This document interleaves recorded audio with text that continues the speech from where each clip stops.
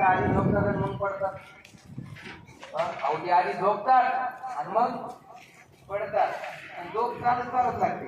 बघा तुम्ही वाईच्या वाट्यानं रस्त्यावर कडेला घुमता टाकलेला दगड विषयाला असतो, इतका गर्दा असतो तरी काही नसतो. पडल्या देव जागा आहे म्हणून आपण जागे, पण प्रत्येक दिवशी एकादशीला परमात्मा झोपतो. आषाढी दिवशी परमात्मा निद्रा करतो आणि मग तिथून पुढे 4 महिने आपण त्याला रोज सकाळी उठवतो. उठा पांडुरंगाचा दर्शन द्या म्हणतो ना, त्याला रोज उठव नाही. उठा पांडुरंगा प्रभात समयो पातला, ते रोज उठवतो.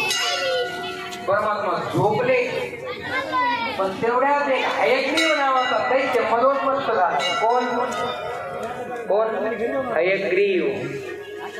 आता या हयग्रीवाला मारायचं पण आता भगवान परमात्मा झोपले.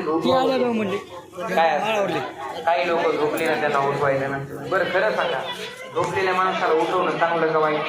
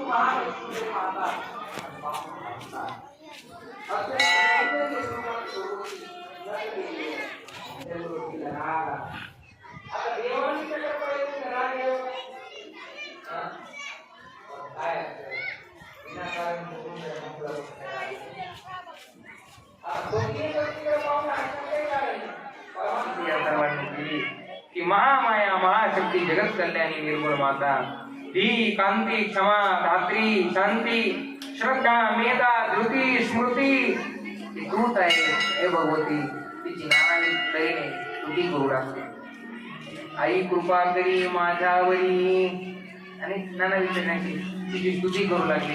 जातो रात सारी तुझा गोंधळ मांडलाय, गोंधळ करतो प्रगट हो.